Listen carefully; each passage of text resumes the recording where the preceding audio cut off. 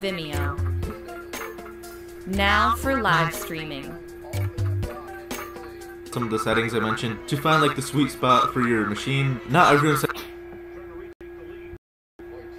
you want to bump it down closer to the slower side, because the slower it is, the more crispier your stream is going to look, if that makes sense. And if you have a really old PC or something like that, then you can go down to ultra fast or super fast, but I personally think anywhere between very fast and fast is a good place to keep the setting, because anything faster is just going to make your stream look pretty pixelated, and obviously you don't want that. Pick the server that's closest to you if you're doing Twitch or something else, and you never want to show your stream key to anyone else, otherwise they'll be once you're done with the CPU usage preset, we're just going to change our profile to main, keep our tune at none, and leave everything else the same. You can just go ahead and click on apply, okay, and from there you can go ahead and add your scenes and add your sources, and once you're done with all that, you can go ahead and hit.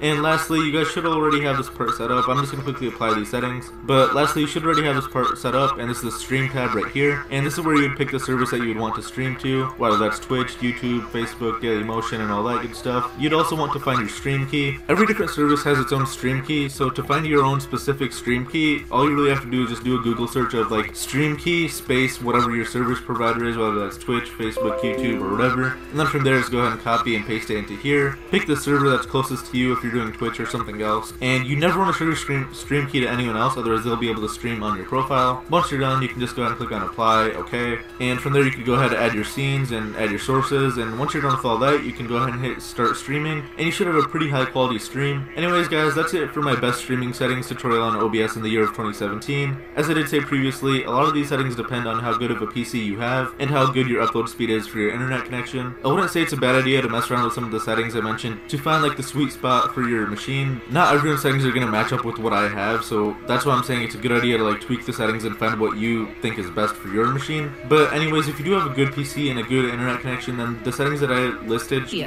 and you choose exactly when, where, and how. With live chat that feels personal, marketing tools baked right into the player.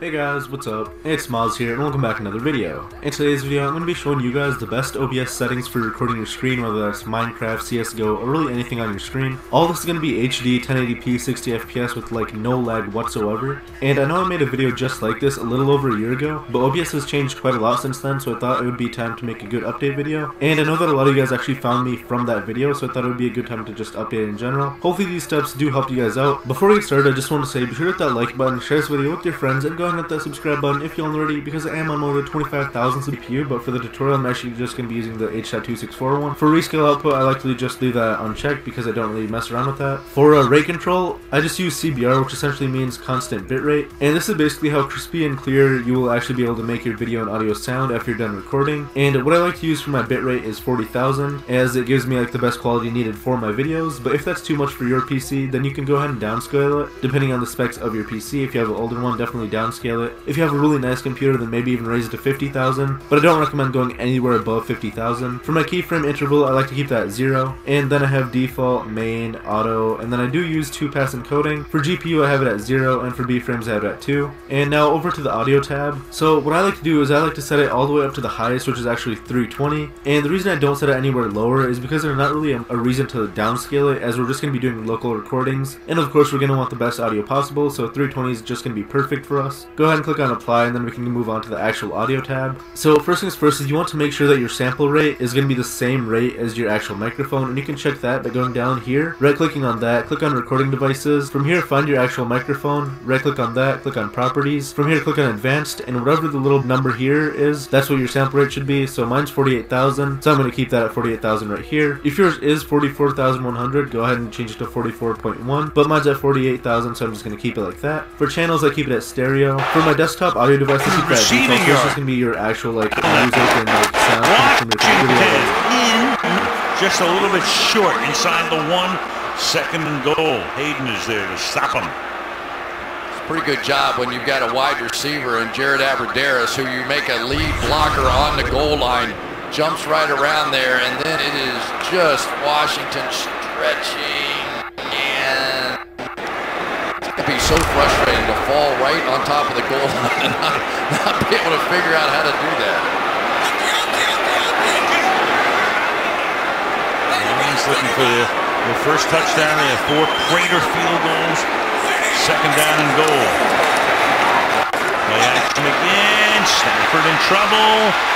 Works his way to the corner, and the pass is incomplete. The coverage is good.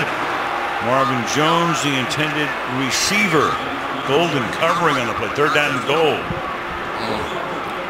It's always interesting to me on 2nd and 1, little sidearm delivery here, but I just know offensive line.